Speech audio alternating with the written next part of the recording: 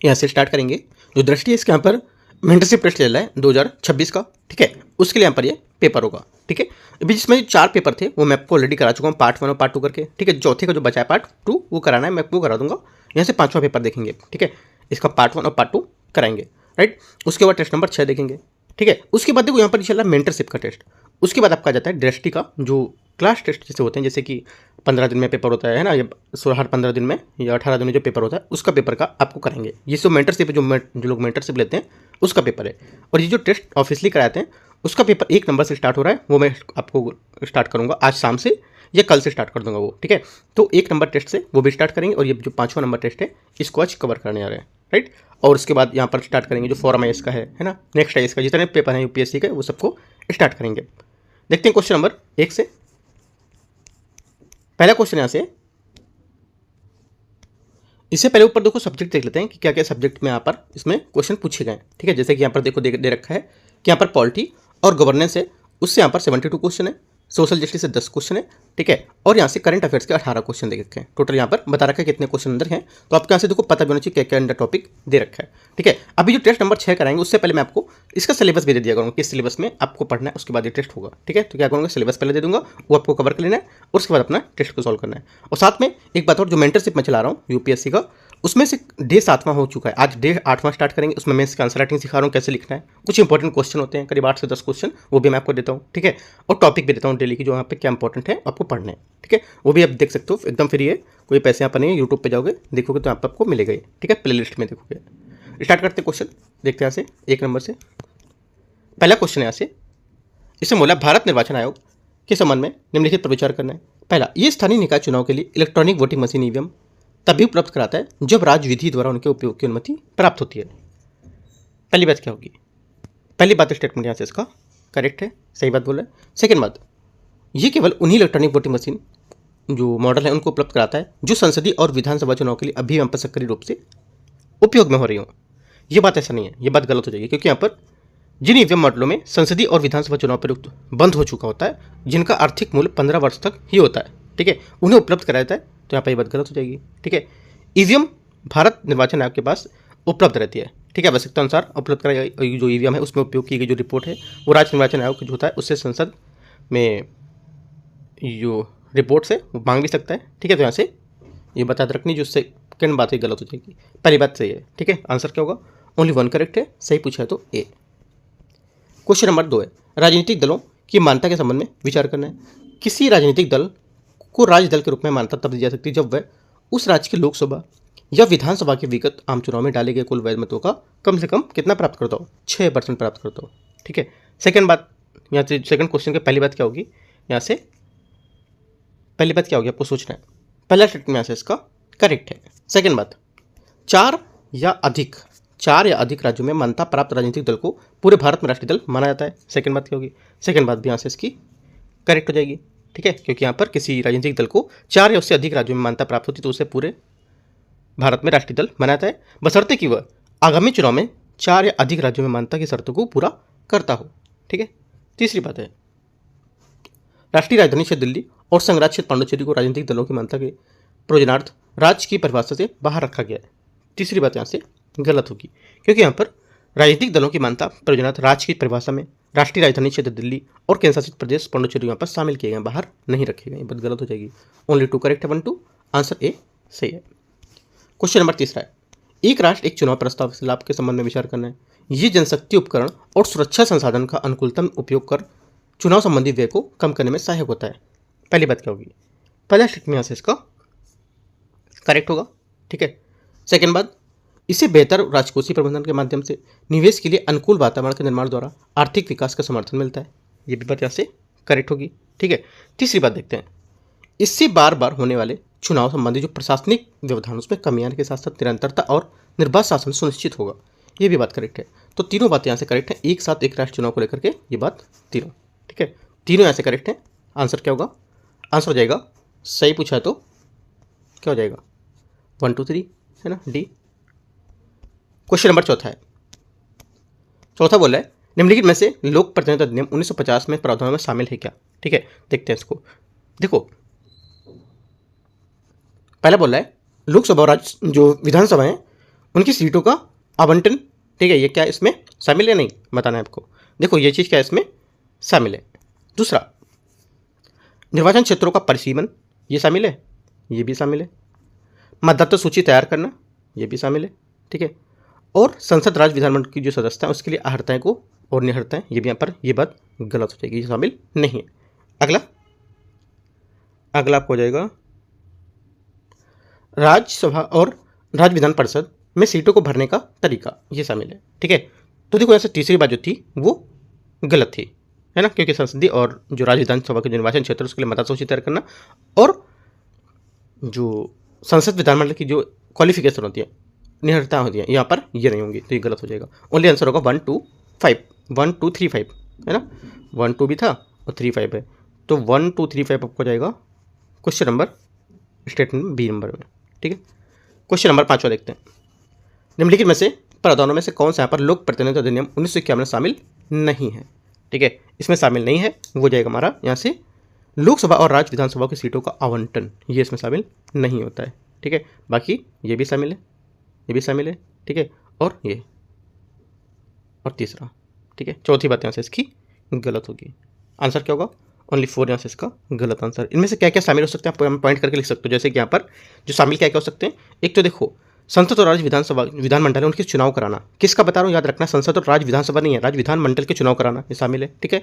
संसद और राज्य विधानमंडल की सदस्यता के लिए अर्हताएं जो होती हैं, संसद और राज्य विधानमंडल, ना कि राज्यसभा लोकसभा या कुछ और, ठीक है, याद रखना है। और निष्पक्ष चुनाव के सुनिश्चित कराने के लिए भ्रष्ट आचरण, चुनावी अपराध को लेकर संबंधित प्रावधान और चुनाव याचिका के माध्यम से संबंधित विवादों का निपटारा इसमें शामिल किए गए। तो आप चारों पॉइंट नोट कर सकते हो। क्वेश्चन नंबर 6 है, लोक प्रतिनिधित्व अधिनियम 1951 के तहत चुनाव के परिणाम की चुनौती देने वाले यहाँ पर जो चुनाव याचिका है उसके किसके मत यहाँ पर या किसके समक्ष प्रस्तुत किया सकती है? आंसर हो जाएगा 6 का करेक्ट आंसर, ये संबंधित राज्य का उच्च न्यायालय, ठीक है। तो यहाँ से क्या होगा आंसर? बी यहाँ से करेक्ट है, क्योंकि यहाँ पर लोक प्रतिनिधित्व अधिनियम 1951 जो है उसमें प्रावधान किया था कि जो 80A है, 80A की यहाँ पर धारा है, ठीक है, उसके तहत संबंधित जो राज्य के उच्च न्यायालय हैं उसमें चुनाव याचिका को विस्तार करने का अधिकार देता है, ठीक है। इसे निर्वाचित उम्मीदवार के निर्वाचन की तिथि 45 दिनों के अंदर प्रस्तुत करना होता है, ठीक है। क्वेश्चन नंबर 7वां, 6 का बी यहाँ से करेक्ट हो जाएगा। क्वेश्चन 7वां, लोक प्रतिनिधित्व अधिनियम 1950 के अंतर्गत संसदीय निर्वाचन क्षेत्रों में मतदाता सूची तैयार करने हेतु कौन सा प्राधिकरण उत्तरदायी होता है? आंसर हो जाएगा 7वें का, ये होता है राज्य का मुख्य निर्वाचन अधिकारी, बी यहाँ से इसका करेक्ट आंसर होगा, ठीक है, क्योंकि यहाँ पर 1950 की धारा 13A के तहत, ठीक है, यहाँ पर प्रत्येक राज्य के लिए एक मुख्य निर्वाचन अधिकारी होगा जिसे राज्य सरकार के परामर्श से भारत निर्वाचन आयोग द्वारा नियुक्त किया जाएगा इसे, ठीक है। मुख्य निर्वाचन अधिकारी निर्वाचन आयोग के अधीक्षण, निर्देशन और नियंत्रण में काम करेगा, ठीक है। क्वेश्चन नंबर 8वां, निम्नलिखित में से किन परियोजनाओं का कार्यान्वयन होता है वो राष्ट्रीय ई गवर्नेंस प्रभाग द्वारा होता है? आंसर हो जाएगा 8वें का करेक्ट आंसर, ये एक तो डिजी लॉकर, एक उमंग और एक माई सीएम, तीनों यहाँ से इसके आंसर होंगे 8वें के, ठीक है। क्वेश्चन नंबर 9 नंबर है, प्रधानमंत्री श्रम मानधन योजना के संबंध में विचार करना है। 18 से 40 वर्ष की आयु असंगठित क्षेत्र में श्रमिकों के लिए एक स्वैच्छिक अंशदायी पेंशन योजना है। पहली बात क्या होगी? पहला स्टेटमेंट यहाँ से इसका करेक्ट है। ये योजना 60 वर्ष की आयु प्राप्त करने के बाद प्रति माह 5,000 रुपये न्यूनतम सुनिश्चित पेंशन की गारंटी देता है। सेकंड बात क्या होगी? सेकंड बात गलत है, क्योंकि यहाँ पर ये पेंशन 60 वर्ष के पूरी करने के बाद इस पेंशन में 3,000 रुपये प्रति माह के यहाँ पर न्यूनतम गारंटी देता है, ठीक है, सुनिश्चित करता है पेंशन, तो ये बात गलत हो जाएगी सेकंड। तीसरा, भारत सरकार इस योजना के लाभार्थी के खाते में समान अनुदान प्रदान करती है, ये बात सही है, तो 1 और 3 बात सही है, तो आंसर सी। क्वेश्चन 10वां, राष्ट्रीय खाद्य सुरक्षा अधिनियम NFSA के बारे में विचार करना है 2013 के बारे में। ये लक्षित सार्वजनिक वितरण प्रणाली जो होती है उसके अंतर्गत कवरेज हेतु पात्र परिवारों की पहचान की जा सकती है किसके द्वारा? ये करेक्ट आंसर हो जाएगा 10वें का, ये राज्य सरकार के जो केंद्र शासित प्रदेश है उनके प्रशासकों के द्वारा पर कर सकते हैं, है ना। तो आंसर क्या होगा? आंसर सी इसका 10वें का करेक्ट आंसर होगा, ठीक है। NFSA जो होता है ये इसके अंतर्गत केंद्र सरकार द्वारा यहाँ पर सेंट्रल गवर्नमेंट और यहाँ पर स्टेट गवर्नमेंट, है ना, इसमें यहाँ पर जो इसका कवरेज होता है अनुपात सेंट्रल गवर्नमेंट कितना होता है, यहाँ से जो ग्रामीण आबादी का 75% और शहरी आबादी का 50% यहाँ पर निर्धारित इसके लिए किया गया है, ठीक है। क्वेश्चन नंबर 11, प्रधानमंत्री मातृ वंदना योजना के बारे में विचार करना है। इस योजना के तहत गर्भवती महिलाओं को स्तनपान पान कराने वाली महिलाओं को पहले जीवित बच्चे की जन्म के दौरान नगद प्रोत्साहन दिया जाता है। पहली बात क्या होगी? पहली बात देखो, स्टेटमेंट यहाँ से रहेगा, ये करेक्ट है। इसके तहत गर्भावस्था यहाँ पे जो पंजीकरण है उसमें शिशु के प्रथम टीकाकरण संबंधित 2 किस्तों को में 5,000 रुपये का लाभ प्रदान किया जाता है। सेकेंड बात क्या होगी? सेकेंड बात भी यहाँ से इसकी क्या होगी? सही है ना, क्योंकि यहाँ पर जो द्वितीय किस्त होती है, सेकंड किस्त होती है, उसमें शिशु के प्रथम टीकाकरण की चक्र पूर्णता पर ये दिया जाता है। ठीक है, तो दोनों बातें सही हैं। आंसर क्या होगा? आंसर 11वें का सही पूछा है तो सी। 12 नंबर, भारत के नियंत्रक मालिका परीक्षक कैग, उनके बारे में जाना है। नियंत्रक मालिका परीक्षक कैग के जो केवल सिद्ध कदाचार या असमर्थता के आधार पर राष्ट्रपति द्वारा पद से हटा जा सकता है। पहली बात क्या होगी? 12वें का पहला स्टेटमेंट यहाँ से इसका करेक्ट है। दूसरा, नियंत्रक मालिका परीक्षक कैग के कार्यकाल 5 वर्ष या 65 वर्ष के जो भी पहले वो निर्धारित होता है। सेकेंड बात क्या होगी? सेकेंड बात यहाँ से गलत हो जाएगा, क्योंकि यहाँ पर कैग का कार्यकाल 6 वर्ष या 65 वर्ष के होता है, जो भी यहाँ पर पहले होता है। ठीक है, तो यहाँ से 5 वर्ष नहीं होगा। ओनली 1 करेक्ट है। आंसर ए 12 का आंसर हो जाएगा। क्वेश्चन 13 नंबर, नीति आयोग की संरचना के संबंधित निम्नलिखित कथन पर विचार करना है। नीति आयोग को क्षेत्रीय परिषद प्रधान जो बैठक है प्रधानमंत्री अथवा नामित प्रतिनिधि द्वारा की जाती है। पहली बात क्या होगी? पहला स्टेटमेंट यहाँ से इसका करेक्ट होगा। सेकेंड बात, नीति आयोग के प्रमुख कार्यकारी अधिकारी सीईओ को प्रधानमंत्री द्वारा एक निश्चित कार्यकाल के लिए नियुक्त किया जाता है। सेकेंड बात क्या है? सेकेंड बात यहाँ से इसकी ये भी सही, दोनों बातें एकदम करेक्ट है। आंसर सी यहाँ से सही होगा 13वें का।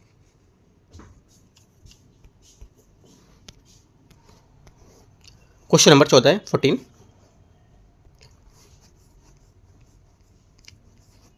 14 यहाँ से इसमें बोला है, नीति आयोग से संबंधित निम्नलिखित कथन पर विचार करना है। नीति आयोग की शासी परिषद अध्यक्षता उपाध्यक्ष करते हैं और उनमें सभी राज्यों के मुख्यमंत्री अतः केंद्र शासित प्रदेशों के राज्यपाल शामिल होते हैं। पहली बात क्या होगी? पहली बात स्टेटमेंट यहाँ से इसका करेक्ट नहीं है, गलत है पहली बात। क्यों? क्योंकि यहाँ पर शासी परिषद की अध्यक्षता प्रधानमंत्री करते हैं। कौन करता है? प्रधानमंत्री करते हैं, ना कि उपाध्यक्ष, है ना। तो ये बात गलत हो जाएगी। सेकेंड बात है,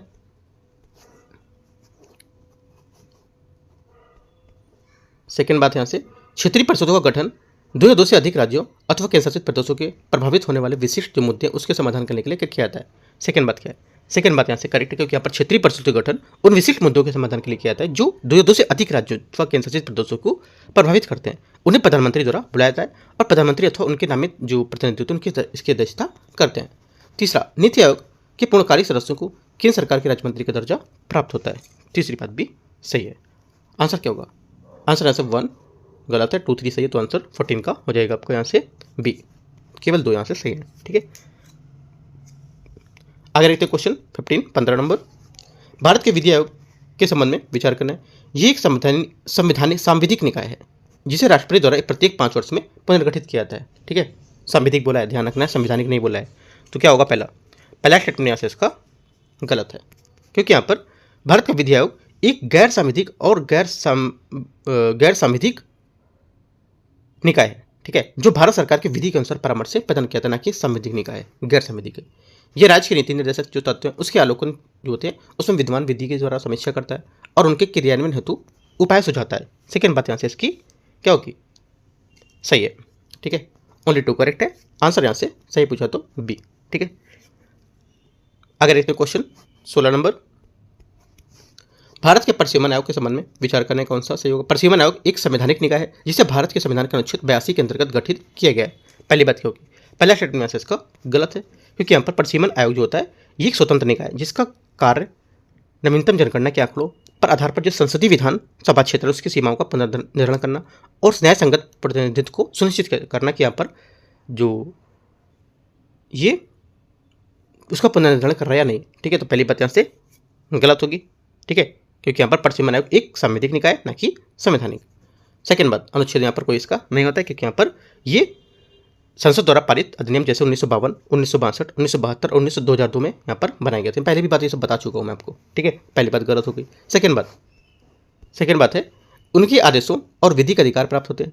ठीक है, और वे किसी न्यायालय में चुनौती नहीं दे सकती उनको, तथा ये राष्ट्रपति द्वारा निर्दिष्ट रूप से प्रभावी होते हैं। सेकेंड बात यहाँ से करेक्ट होगी। तीसरी बात, लोकसभा और राज्य विधान सभाओं की सीटों की कुल संख्या 1971 की जनगणना के आधार पर आवंटित की गई थी और 2026 में पहली बार जनगणना तक अपरिवर्तित रहेंगी। तीसरी बात यहाँ से क्या होगी?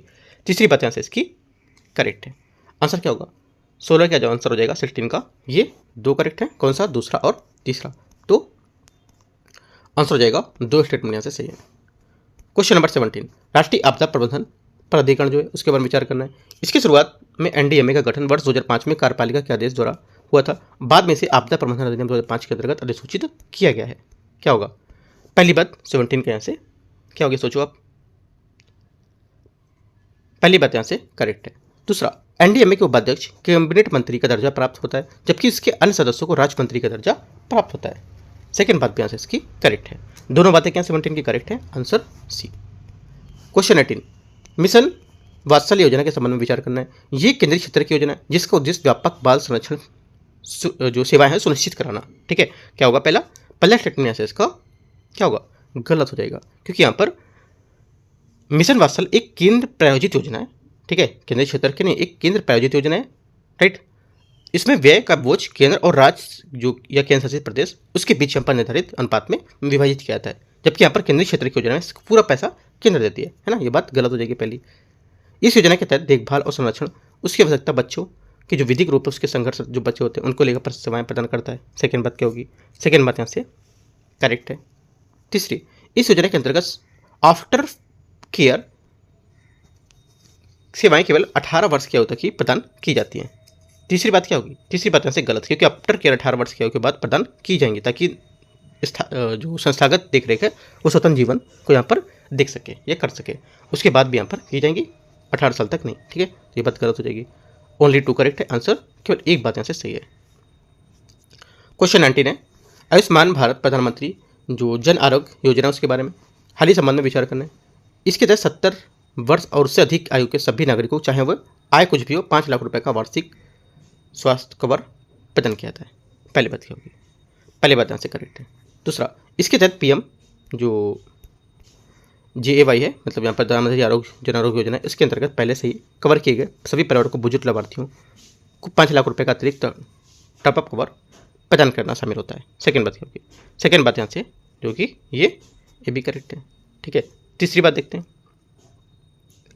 तीसरी बात है, यहाँ से 2 बात हो गई, तीसरी बात भी दे रखा है, देखते हैं इसमें बोल रखा है कि यहाँ पर इसके तहत पूर्वोत्तर के और कुछ पहाड़ी राज्यों को छोड़कर राज्यों द्वारा योजना की लागत में 40% का योगदान दिया जाना शामिल होता है। तीसरी बात क्या? तीसरी बात भी यहाँ से करेक्ट होगी। तीनों बातें एकदम सही है। आंसर क्या होगा? 19 का यहाँ से तीनों करेक्ट हैं, तो सी सही है। क्वेश्चन 20, स्माइल आजीविका और उद्यम जो सीमांत हैं उसके व्यक्ति के लिए समर्थन योजना के संबंध निम्नलिखित पर विचार करना है। इस योजना का उद्देश्य विशेष रूप से ट्रांसजेंडर और यहाँ पर जो भिक्षावृत्ति संलग्न व्यक्ति हैं उस पर ध्यान केंद्रित करना। पहली बात क्या होगी? 20 का पहला स्टेटमेंट यहाँ से इसका करेक्ट होगा।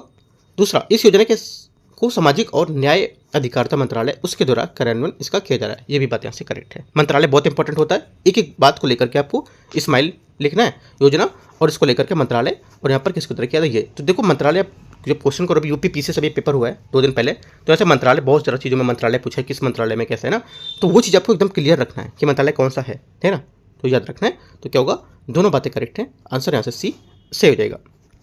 क्वेश्चन 21 है, राष्ट्रीय मशीनीकरण स्वच्छता पारिस्थितिक तंत्र कार्रवाई जो उसके संबंध में विचार करना है। नमस्ते जो इस योजना है उसके बारे में। ठीक है, ये योजना एक केंद्र प्रायोजित योजना है जिसे सामाजिक न्याय एवं अधिकारिता मंत्रालय और आवासन और यहाँ पर शहरी कार्य मंत्रालय उसके द्वारा संयुक्त रूप से इसका कार्यान्वयन किया जा रहा है। ठीक है, पहली बात क्या होगी? पहली बात स्टेटमेंट जैसे इसका गलत है।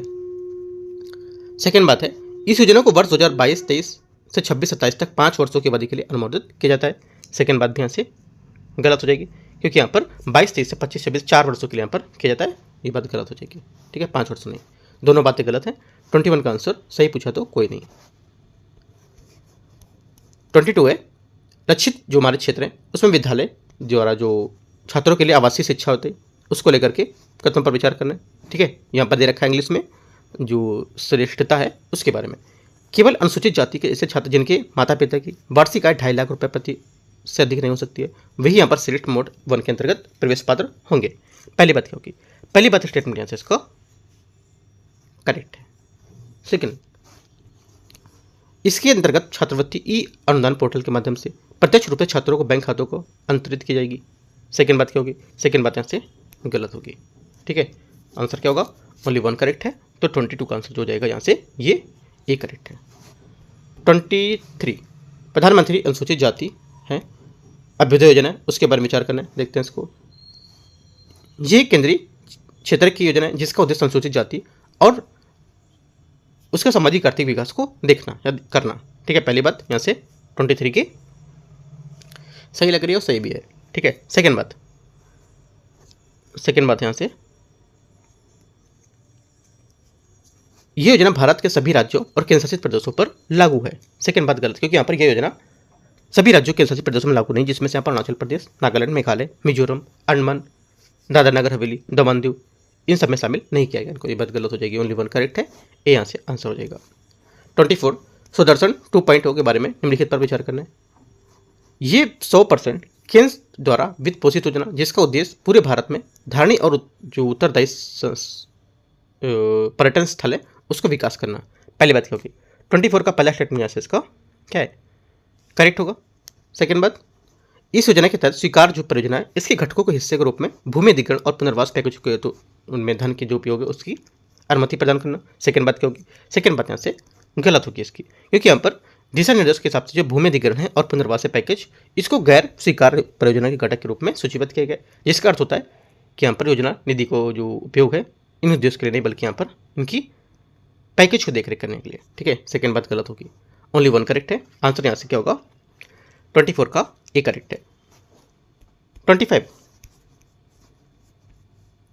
प्रधानमंत्री जनजाति उन्नत ग्राम अभियान के बारे में विचार करना है। इसके तहत जनजातीय बहुल गांव शामिल होते हैं। पहली बात क्या है, 25 का पहला स्टेटमेंट यहाँ से इसका क्या होगा, करेक्ट होगा। जनजातीय कार्य मंत्रालय इसकी नोडल कार्यान्वयन एजेंसी होगी। सेकेंड बात क्या होगी, सेकेंड बात यहाँ से इसका करेक्ट है, भी दोनों बातें सही हैं। 25 का आंसर सी। 26 नंबर, पीएम स्कूल्स फॉर राइजिंग जो इंडिया इसका फुल फॉर्म है। इस योजना के अंतर्गत विचार करना है। इस योजना के तहत विशेष रूप से हरित जो विद्यालय हैं, ठीक है, इनको विशेष किया जाना ताकि यहाँ पर जिसे सौर पैनल पोषण है और प्लास्टिक मुक्त व्यापार जैसी जो परिसर है उसकी विशेषताएं शामिल होंगी इसमें। पहली बात यहाँ से स्टेटमेंट देखो, कुछ पढ़ के समझ आता है कि ये बात सही बोल रहा है। ठीक है, पहला स्टेटमेंट सही है। दूसरा, इस योजना को केंद्र सरकार द्वारा 100% वित्त पोषण के साथ केंद्रीय क्षेत्र की योजना के रूप में इसका कार्यान्वयन किया जाएगा। सेकेंड बात गलत है, क्योंकि यहाँ पर इस योजना को केंद्र प्रायोजित योजना के रूप में लागू किया जाएगा, है ना कि केंद्रीय क्षेत्र की योजना के रूप में। कुल परियोजना की लागत वर्ष 2022-23 से 26-27 तक करीब 27,360 कितना करोड़ रुपए, जिसमें केंद्र का 18 करोड़ और बचा जो रहेगा वो राशि करेगा, है ना, तो ये बात गलत हो जाएगी। सेकंड, पीएम श्री जो श्री है स्कूल चैलेंज मोड के माध्यम से किया जाएगा, जिसमें प्रति ब्लॉक यूएलबी अधिकतम 2 स्कूल और एक प्राथमिक जो विद्यालय हैं उसको लेकर के शामिल होंगे। तीसरी बात भी यहाँ से क्या होगी, ये करेक्ट है। ठीक है, तो आंसर क्या होगा, आंसर हो जाएगा 13 करेक्ट है, तो 26 का आंसर सी आंसर करेक्ट हो जाएगा। ठीक है, देखो अभी जब पीएम श्री योजना चल रही है, एक अभी दिल्ली जो गवर्नमेंट है दिल्ली में है वहाँ पे चलाई गई थी सीएम श्री, सीएम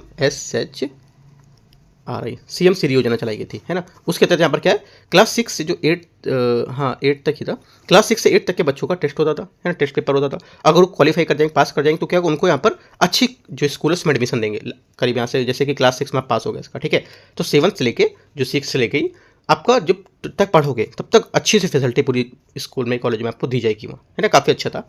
अभी मैं यहाँ पे रहता हूँ दिल्ली में, तो यहाँ पे साइड में मतलब है लोग रहते हैं, तो मेरे से बोला कि सर यहाँ पर मुझे क्लास चाहिए सर कुछ टाइम के लिए सीएम श्री के लिए, तो मैंने उसको 3 से 4 दिन ही सिर्फ पढ़ाया। मैंने टॉपिक उसको इंपॉर्टेंट दिया कि टॉपिक है तुम्हारे में, इसमें पढ़ लो और इतना पढ़ो। अभी उसका नाम उसमें सीएम श्री में आया हुआ है ना, तो मैं लिख के आया हुआ है कि क्वालिफाइड है। सिर्फ मैंने 3 से 4 दिन ही उसको इतना कराया हुआ था कि मतलब उसको टॉपिक इंपॉर्टेंट बताया और क्या क्या चीज़ इसमें आ सकती है उतना आपको पढ़ना है। उसने हमको 1-2 दिन में आके सुनाया भी कि सर ऐसा ऐसा सुन लो मेरे से, तो मैंने सुना उससे, तो अभी जब रिजल्ट आया तो वो पास हुआ उसमें। ठीक है, फिलहाल छोड़ते हैं इसको, अगले क्वेश्चन में आते हैं। लेकिन याद रखना है, अगर सीएम श्री देता है तो दिल्ली वाला आपको याद रखना है। ठीक है, पीएम श्री आपको यहाँ पर जो मैंने बताया उसके बारे में याद रखना है। क्वेश्चन नंबर 27, आपको इस जो मैंने बात बताई उस बात को सोच के आपको याद रहेगा कि हाँ सीएम श्री ये थी और पीएम श्री ये थी, है ना। 27 देखते हैं, इससे बोला है स्वामित्व योजना के संबंध में विचार करना है। इस योजना को पंचायती राज मंत्रालय द्वारा भारतीय सर्वेक्षण विभाग नेशनल जो इंफॉर्मेटिक सेंटर सर्विसेज है इसके द्वारा पर तकनीक सहयोग से लागू किया जाता है। पहली बात 27 की क्या होगी, पहली बात यहाँ से स्टेटमेंट इसका करेक्ट है। दूसरा, इस योजना के तहत ग्रामीण क्षेत्रों में बड़े पैमाने पर भूमि अधिग्रहण हेतु कोष उपयोग की अनुमति देता है ताकि यहाँ पर मानचित्रण संपत्ति कार्ड वितरण को सुगम बनाया जा सके। सेकंड बात क्या होगी? सेकंड बात भी सही है। सेकंड बात गलत हो गया, सेकंड बात सही नहीं है, सेकंड गलत है, क्योंकि यहाँ पर जो योजना है उसके कोष के उपयोग को अधिग्रहण के लिए भूमि अधिग्रहण के लिए नहीं किया जा रहा है, क्योंकि यहाँ पर इसका उद्देश्य सिर्फ सर्वेक्षण कार्य करना और डेटा प्रसंस्करण को जारी करना होता है ना। यहाँ पर बड़े पैमाने पर भूमि अधिग्रहण के लिए ये नहीं करेगा कोष, ये बात गलत हो जाएगी। सिर्फ दो बातों पर किस पर ये करेगा? सर्वेक्षण कार्य करना और डेटा को प्रसंस्करण करना, दो चीज़ों पर करेगा स्वामित्व योजना। ठीक है, इस योजना में ड्रोन आधारित सर्वेक्षण जो होते हैं उसमें ऑपरेटिंग डिफरेंस जो सिस्टम होता है उसके नेटवर्क का उपयोग करके जो ग्रामीण आबादी क्षेत्र है उसको सटीक भूमि तैयार करने का जो आलेख है केंद्रित करेगा। तीसरी बात करेक्ट है। एक और तीन बात यहाँ से इसकी सही है, दूसरी बात गलत होगी। ठीक है, आपको लिख लेना है स्वामित्व जो है ये सिर्फ आपकी सर्वेक्षण काम करेगी और यहाँ पर डेटा प्रसंस्करण उसकी संपत्ति कार्ड जारी करेगा। ठीक है, दो बातें यहाँ तक याद करना है आपको। तो एक और तीन करेक्ट है। आंसर क्या होगा? 27 का आंसर सी। 28 भारत में लोक सेवा वितरण सुधार हेतु सर्वोत्तम मॉडल संबंधित विचार करना है। सर्वोत्तम का सेवा प्रदायगी क्षमता घटक प्रभावी सेवा जो प्रदायगी उसके कर्म को केवल वित्तीय संसाधनों में प्राप्त को आकलन करने में केंद्रित होगा। पहली बात क्या है? पहली बात यहाँ से 28 का पहला स्टेटमेंट गलत है, क्योंकि सेवा प्रदाय क्षमता सेवा वितरण क्षमता सुनिश्चित करने के लिए मानव संसाधन और बुनियादी ढांचा प्रौद्योगिकी वित्तीय जो संसाधन जैसे कई पहलुओं को आकलन करता है। ठीक है, केवल यहाँ पर वित्तीय संसाधन की प्रवृत्ता आकलन को नहीं, है ना, तो ये बात गलत हो जाएगी। नागरिक चार्टर जो ढांचे हैं इसके अंतर्गत प्रत्येक सेवा मापी जो होते हैं उसकी सेवा माप को लेकर समय सीमा निर्धारित करता है। सेकंड बात यहाँ से सही होगी। तीसरी बात है सर्वोत्तम लोक शिकायत जो होते हैं उसके घटक के तहत जो अनसुलझे मामले होते हैं उसकी निगरानी के लिए शिकायतों के रूप में विश्लेषण करने की व्यवस्था शामिल होती है। तीसरी बात यहाँ से ये भी क्या होगी? करेक्ट है। दोनों बातें सही हैं, 2 और 3 यहाँ से इसकी करेक्ट आंसर हो गया। क्वेश्चन नंबर 29 है राष्ट्रीय आपदा रोधी अवसंरचना सम्मेलन 2025 की ओर विचार करना है। ये भारत ने विश्व के जो यहाँ पर जो प्रारंभिक चेतावनी प्रणाली उसको सुदृढ़ करने के लिए ग्लोबल रेजिलियंस पार्टनरशिप की स्थापना का प्रस्ताव रखा है। पहली बात यहाँ से क्या होगी? करेक्ट है। ICDRI इसी का फुल शॉर्ट फॉर्म है। इसमें 2025 के दौरान अफ्रीकी संघ आपदा रोधी जो संरचना है उसमें शामिल हुआ है। सेकेंड बात क्या है? सेकेंड बात यहाँ से ये भी करेक्ट है। आपसे बोलेगा कि यहाँ पर ये अमेरिकी संघ शामिल हुआ है ना, या बोल देगा आपसे कोई किसी का नाम दे देगा जैसे कि ऑस्ट्रेलिया संघ है उसको शामिल हुआ, ऐसा करके याद रखना। तो आपको अफ्रीकी संघ याद रखना है। ठीक है, तो आंसर क्या होगा? ओनली 1 करेक्ट है और दूसरा भी करेक्ट होगा, दूसरा भी सही है। ठीक है, दोनों बातें सही है। आंसर यहाँ से 29 का सही पूछा तो सी। क्वेश्चन 30 है international association of marine aids to navigation and lighthouse authorities जो उसके परिषद के बारे में विचार करना है। वर्ष 1957 में इसकी स्थापना के बाद से भारत इसका सदस्य रहा है। पहली बात क्या है? करेक्ट है। सेकेंड, भारत वर्ष 2027 में 21वें IALA सम्मेलन की मेजबानी करेगा। सेकेंड बात इंपॉर्टेंट है, क्या ये सही है बताना है। सेकेंड बात भी एकदम करेक्ट है, क्योंकि जून 2025 में फ्रांस के नीस में आयोजित IALA परिषद दूसरे सत्र का भारत ने उपाध्यक्ष के रूप में भाग लिया था। ये दूसरा सत्र है, इंपॉर्टेंट है, याद रखना है। भारत ने इसमें क्या है? उपाध्यक्ष के रूप में भाग लिया था। आपसे बोलेगा भारत अध्यक्ष के रूप में भाग लिया था तो बात गलत हो जाएगी, है ना। और आपसे बोलेगा पहला है तो क्या गलत है, क्योंकि ये पर दूसरा है। ठीक है, और इस बैठक के दौरान वित्त सचिव और यहाँ पर सभी सदस्य के जो दिसंबर 2025 में होने वाली जो तीसरी IALA महासभा है उसमें 2027 में होने वाली जो 21वें IALA सम्मेलन है उसको लेकर के यहाँ पर भाग लेने के लिए औपचारिक नियंत्रण दिया गया है। तो दोनों बात यहाँ से क्या है? करेक्ट है। आंसर 30 का सी। 31, हाल ही में समाचारों में देखा गया ऑपरेशन राइजिंग लायन किससे संबंधित है? ये संबंधित है डी ईरान परमाणु केंद्रों पर इजराइल द्वारा बड़े पैमाने पर किए गए सैन्य जो हमले थे उससे संबंधित होगा। ठीक है, क्वेश्चन नंबर 32, भारतीय अंतरिक्ष स्थिति जो निर्धारण है रिपोर्ट उसके बारे में विचार करना 2024 की रिपोर्ट है। इसमें बोला है ISSAR 2024 के अनुसार अंतरिक्ष युग की शुरुआत के बाद से 2024 में सबसे अधिक संख्या में अंतरिक्ष प्रक्षेपण प्रयास किए गए हैं। पहली बात क्या होगी? एकदम सही है ना। दूसरा, ISSAR जो भारतीय अंतरिक्ष अनुसंधान संगठन है इसके द्वारा मलबे और टकराव की जोखिम सहित यहाँ पर जो वैश्विक तथा भारतीय अंतरिक्ष गतिविधियों को आकलन करने के लिए यहाँ पर प्रतिवर्ष जारी किया जाता है। सेकेंड बात ये भी सही है, दोनों बातें सही हैं। आंसर 32 का सी करेक्ट है। 33, ग्लोबल ड्रॉट आउटलुक रिपोर्ट किसके द्वारा यहाँ पर जारी किए थे, है ना। आंसर हो जाएगा 33 का, ये जारी किया था आर्थिक सहयोग और विकास संगठन, इसके द्वारा जारी की जाएगी। डी अगर जो शॉर्ट फॉर्म बोलोगे तो हो जाएगी OECD, ठीक है, OECD द्वारा जारी की जाती है। क्वेश्चन नंबर 34 है DIGIPIN digital postal index number के संबंध विचार करना। डिजी पिन के तहत पूरे देश में 4 किलोमीटर इंटू 4 किलोमीटर ग्रिड जो 4x4 जो है ग्रिड उसमें विभाजन करना, साथ ही प्रत्येक विशिष्ट जो 10 अक्षरी अल्फान्यूमेरिक कोड को प्रदान किया जाना शामिल होता है। पहली बात क्या होगी, पहला स्टेटमेंट 34 के यहाँ से गलत होगा, ठीक है, क्योंकि यहाँ पर जो डिजिटल भारत को 4x4 है ना 4x4 में विभाजित करता है और प्रत्येक ग्रिड के अक्षांश जो देशांतर डेटा है उपयोग करके किया जाता है। ये अद्वितीय 10 अक्षरी अल्फान्यूमेरिक मोड कोड यहाँ पर दिया जाता है। ये सूक्ष्म स्त्री सटीकता को सुनिश्चित करती है और घर दुकानों जो यहाँ तक यहाँ पर जो खेत जैसी जो छोटी डिजिटल यूरोप है उसको संबोधित कर सके, ठीक है। तो ये यहाँ पर इसकी पहली बात गलत हो जाएगी, राइट। सेकंड बात है, इसे इंडिया पोस्ट ने IIT हैदराबाद, इसरो और यहाँ पर नेशनल रिमोट सेंसिंग उसके सहयोग से यहाँ पर विकसित किया है तथा एक एड्रेस जो एज सर्विस प्लेटफॉर्म के रूप में भूमिका निभाता हो। सेकंड बात यहाँ से करेक्ट होगी, ओनली 2 करेक्ट है। आंसर यहाँ से क्या होगा, बी क्या होगा इसका करेक्ट आंसर होगा 34 का, ठीक है। देखो डिजिट पिन आप लिखोगे डिजी पिन, उसके बारे में एक बात आप नोट करोगे, जैसे मैंने आपको बताया यहाँ पर 4x4 है, ठीक है। और ये कहाँ पर जैसे सूक्ष्म स्त्री सटीकता सुनिश्चित करना, घर या दुकान कोई भी हो सकता है, खेत हो, है ना, जगह, तो ये सब एक एक बात आप इसको नोट करके लिखोगे तो आपको अच्छे से याद होंगे, ठीक है। जो भी क्वेश्चन आता है इसको आपको की पॉइंट साइड में लिख लेना है क्वेश्चन को भी। क्वेश्चन 35 है, कभी कभी समाचारों में देखे जाने वाले रिवर्स फ्लिपिंग का आशय क्या है। इसका आशय कि यहाँ पर जो स्टार्टअप द्वारा अपना पंजीकरण डोमिसाइल विदेशों से भारत में ले जाना, भारत में वापस ले जाना। आंसर बी आंसर 35 का करेक्ट आंसर होगा। 36 इंडियन फार्मर्स फर्टिलाइजर कोऑपरेटिव की विदेशों में नैनो पहल के संबंध में विचार करना है। इसे ब्राजील में नैनो जो यहाँ पर फरट है उसके सहयोग से स्थापित किया जा रहा है। पहली बात क्या होगी, 36 का आंसर जो पहला स्टेटमेंट है करेक्ट है। सेकंड, ये संयंत्र निर्यात लागत को कम करने के लिए लैटिन अमेरिका में इफ्को की उपस्थिति से सुदृढ़ करने के लिए स्थापित किया जाता है या किया जा रहा है। सेकंड बात गलत होगी या सही होगी, सेकंड बात भी सही होगी, क्योंकि यहाँ पर ये संयंत्र न केवल ब्राजील की खाड़ी जो है उसकी मांग को पूरा करेंगे, बल्कि यहाँ पर इफ्को की निर्यात की लागत को कम करने और कृषि उत्पादक की एक प्रमुख लैटिन अमेरिका के संबंधी जो उपस्थिति है उसको बढ़ाने की भी उम्मीद को बताएगा, ठीक है।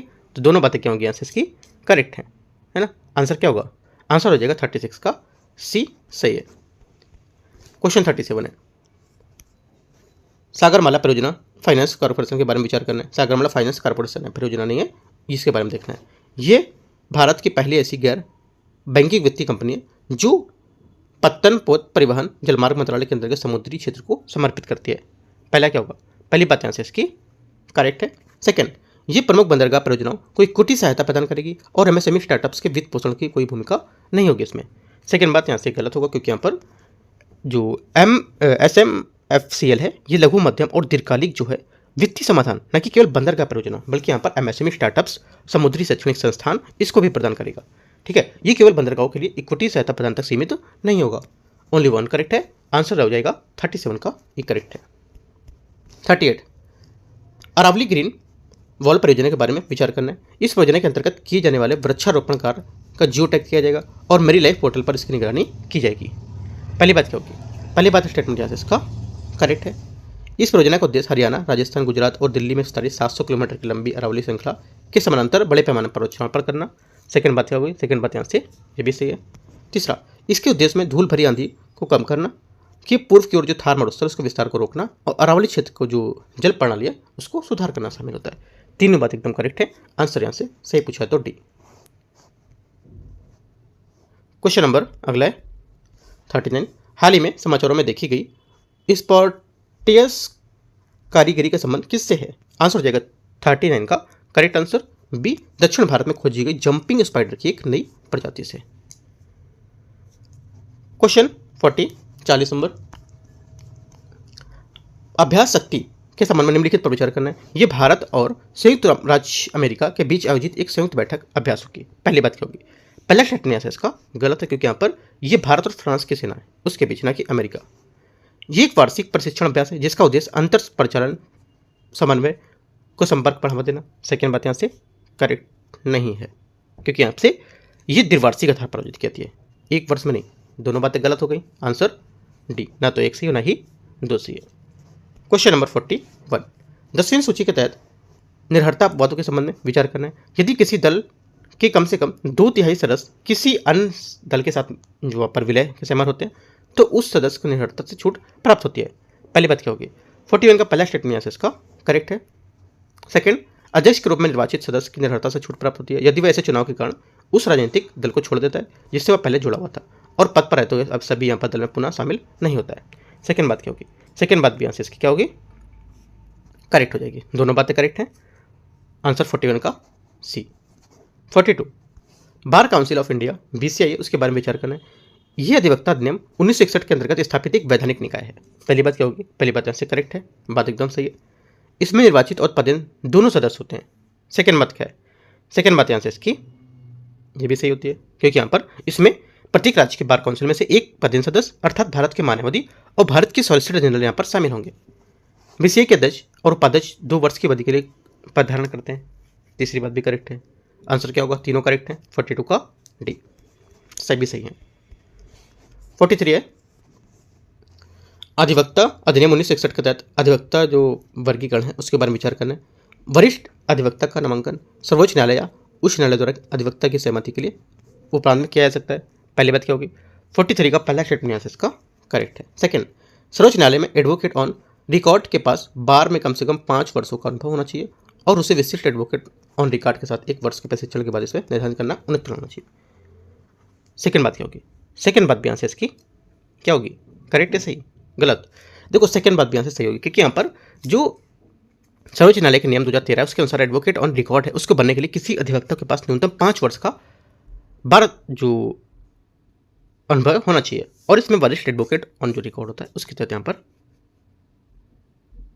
जो उनकी परीक्षा होती है उत्तीर्ण होनी चाहिए। सेकंड बात भी करेक्ट, दोनों बातें यहाँ से 43 की करेक्ट है। आंसर क्या होगा? आंसर हो जाएगा सी, यहाँ से सही बात है। क्वेश्चन नंबर 44 है, राष्ट्रीय महिला आयोग के बारे में विचार करना है। यह महिला एवं बाल विकास मंत्रालय का 1992 में स्थापित एक संवैधानिक निकाय है। पहली बात क्या है? पहली बात स्टेटमेंट यहाँ से इसकी गलत है। संवैधानिक निकाय तो है नहीं क्योंकि यहाँ पर 1992 के तहत स्थापित है तो संवैधानिक कहाँ से आ गया, है ना? सिंपल सी बात है, ये दोनों एक जगह नहीं हो सकती हैं। अगर संवैधानिक है तो अधिनियम नहीं होगा और अगर संवैधानिक है तो वहाँ पर आर्टिकल होना चाहिए। ठीक है, तो 44 का पहला स्टेटमेंट यहाँ से इसका गलत होगा। ठीक है, क्योंकि यहाँ पर राष्ट्रीय महिला आयोग की स्थापना 1992 राष्ट्रीय महिला आयोग अधिनियम 1990 के तहत यहाँ पर की गई थी। सेकंड बात, इसका अध्यक्ष महिलाओं के हितों के प्रति प्रतिबद्ध होना और भारत के जो राष्ट्रपति उसके लिए यहाँ पर नामित किया जाना चाहिए। सेकंड बात यहाँ से ये भी गलत है क्योंकि अध्यक्ष महिलाओं के हितों यहाँ पर महिलाओं के हितों के लिए प्रतिबद्ध होना चाहिए और केंद्र शासित द्वारा या केंद्र सरकार द्वारा नामित होना चाहिए। ठीक है, न कि राष्ट्रपति द्वारा। दोनों गलत है, आंसर डी। 45 है, राष्ट्रीय बाल अधिकार संरक्षण उसके बारे में विचार करना है। ये क्या है? वैधानिक निकाय जिसकी स्थापना वर्ष 2007 में बाल अधिकार संरक्षण आयोग 2005 के अंतर्गत की गई थी। पहला क्या होगा? पहली बात यहाँ से 45 की जो रहेगी ये क्या है? करेक्ट है। ठीक है, सेकंड बात, इसके अध्यक्ष की नियुक्ति केंद्र सरकार द्वारा की जाती है और उच्च चयन समिति की जनसंख्या पर आधारित होती है। सेकंड बात यहाँ से गलत है क्योंकि यहाँ पर जो अध्यक्ष की नियुक्ति केंद्र सरकार द्वारा की जाती है परंतु यहाँ पर उसकी चयन समिति अनुशंसा पर उसकी अध्यक्षता कैबिनेट सचिव नहीं बल्कि यहाँ पर महिला और बाल विकास मंत्रालय के प्रभारी करते हैं। सेकंड गलत हो गई। इसके अध्यक्ष और सदस्य जो होते हैं 3 वर्षों की अवधि के लिए पद पर रहते हैं और उन्हें पुनर्नियुक्ति के पात्र होते हैं और उनकी बशर्ते 60 वर्ष से आयु अधिक ना हुई हो। तीसरी बात भी गलत है क्योंकि यहाँ पर अध्यक्ष कार्यकाल 65 वर्ष के पूरा करने को होता है जो भी पहले हो और निर्धारित होता है कि संसद की जो जब इसके सदस्य होते हैं इसकी आयु सीमा 60 वर्ष होगी। ठीक है, यहाँ पर जो इनका अध्यक्ष होगा 65 वर्ष और जो इसका सदस्य होगा वो 60 वर्ष तक। ठीक है, तो यहाँ से ये बोला 3 वर्ष तक ऐसा कुछ तो यहाँ पर नहीं है इसमें। ठीक है, ओनली 1 करेक्ट है। 45 का आंसर क्या होगा? 45 का आंसर हो जाएगा आपका केवल एक सही है। 46 है, राष्ट्रीय अन्वेषण अधिकरण के बारे में विचार करना है। देखते हैं इसमें पहला राष्ट्रीय अन्वेषण अधिकरण जो NIA है ये इसका गठन 2009 में किया गया था। इसका मुख्यालय मुंबई में स्थित है। पहली बात क्या है? 46 का आंसर पहला स्टेटमेंट क्या होगा? सोचना है। पहली बात यहाँ से गलत है। ठीक है, क्यों गलत है? क्योंकि भारत के जो केंद्रीय आतंकवाद रोधी कानून प्रवर्तन एजेंसी है इसका गठन 2009 में राष्ट्रीय अन्वेषण अधिकरण द्वारा अधिनियम 2008 के तहत किया गया था। इसका मुख्यालय नई दिल्ली में मुंबई में नहीं है। NIA मानव तस्करी के साथ साइबर आतंकवाद जैसे अपराधों को अन्वेषण कर सकता है। सेकेंड बात यहाँ से करेक्ट है, केवल 2, तो यहाँ से बी करेक्ट आंसर है। क्वेश्चन नंबर 47, अनुसूचित जाति एससी जो उसके बारे में और अनुसूचित जाति जो एसटी होती है उसके बारे में विचार करना है, जनजाति के बारे में। पहली बात यहाँ से ये बोल रहा है कि अनुसूचित जाति एससी और अनुसूचित जनजाति एसटी लोकसभा तो राज्यसभा के उसकी सीटों की जनसंख्या के अनुपात में आधार पर आरक्षित की जाती हैं। पहली बात यहाँ से करेक्ट होगी, है ना। सेकेंड, यह आरक्षण केवल उनमें 20 वर्षों के लिए लागू किया था और समय समय पर इसे बढ़ाया और वर्तमान में 104वें संविधान संशोधन में इसके 2030 तक वैध बताया गया है।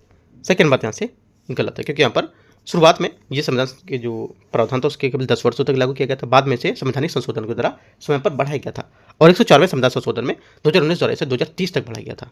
ठीक है, तो ये बात गलत हो जाएगी, 20 वर्षों के लिए नहीं। आगे है केंद्र एवं राज्य जो सरकार है उसकी सेवाओं तथा पदों पर एससी और एसटी दोनों के मामलों में पात्रता अंकों के साथ यहाँ पर मूल्यांकन मानकों में छूट शामिल नहीं की जा सकती है। तीसरी बात क्या होगी? तीसरी बात यहाँ से गलत, क्योंकि यहाँ पर 22वें संविधान संशोधन में विशेष रूप से प्रावधान किया गया कि जो पदोन्नति होते हैं एससी एसटी में उनकी पात्रता अंक में छूट और मूल्यांकन में कमी की अनुमति देता है, बोला नहीं देता है, तो गलत हो जाएगी। ओनली 1 करेक्ट है। 47 का आंसर एक यहाँ से सही आंसर हो जाएगा। ठीक है, 48 देखते हैं। राष्ट्रीय पिछड़ा वर्ग आयोग एनसीबीसी के बारे में विचार करना है। एनसीबीसी की स्थापना 2003 में संसद के एक अधिनियम द्वारा की गई थी। पहली बात क्या होगी? पहला स्टेटमेंट यहाँ से इसका गलत है, क्योंकि यहाँ पर एनसीबीसी की स्थापना 1993 में संसद के एक अधिनियम द्वारा की गई थी। इसे 102वें संविधान संशोधन अधिनियम 2018 के तहत संवैधानिक दर्जा प्रदान किया गया है। ठीक है, 2003 नहीं, गलत है। ठीक है, सेकेंड बात, संविधान के अनुच्छेद 338 में एनसीबीसी जो होता है उसके सामाजिक और शैक्षणिक रूप से पिछड़े वर्गों के लिए संवैधानिक सुरक्षा में उपाय संबंधित जो मामलों की जांच का प्रावधान होता है। सेकेंड बात क्या होगा? सेकेंड बात यहाँ से करेक्ट है, ओनली 2 करेक्ट है, आंसर बी। 49, एंग्लो इंडियन समुदाय के लिए विशेष प्रावधान के संबंध में विचार करना है। वर्ष 2020 में पहले एंग्लो इंडियन समुदाय का लोकसभा में जो पर्याप्त प्रतिनिधित्व होता था, तो राष्ट्रपति अधिकतम 2 एंग्लो इंडियंस को लोकसभा में नामित कर सकता था। पहले क्या होगी? पहली बात यहाँ से जो 49 है इसका यहाँ से क्या होगा? करेक्ट हो जाएगा। सेकेंड, राष्ट्रीय अनुसूचित जाति आयोग एंग्लो इंडियंस के लिए प्रदत्त संवैधानिक संरक्षणों से संबंधित विषय की मॉडल की जांच करने का अधिकार प्राप्त करता है।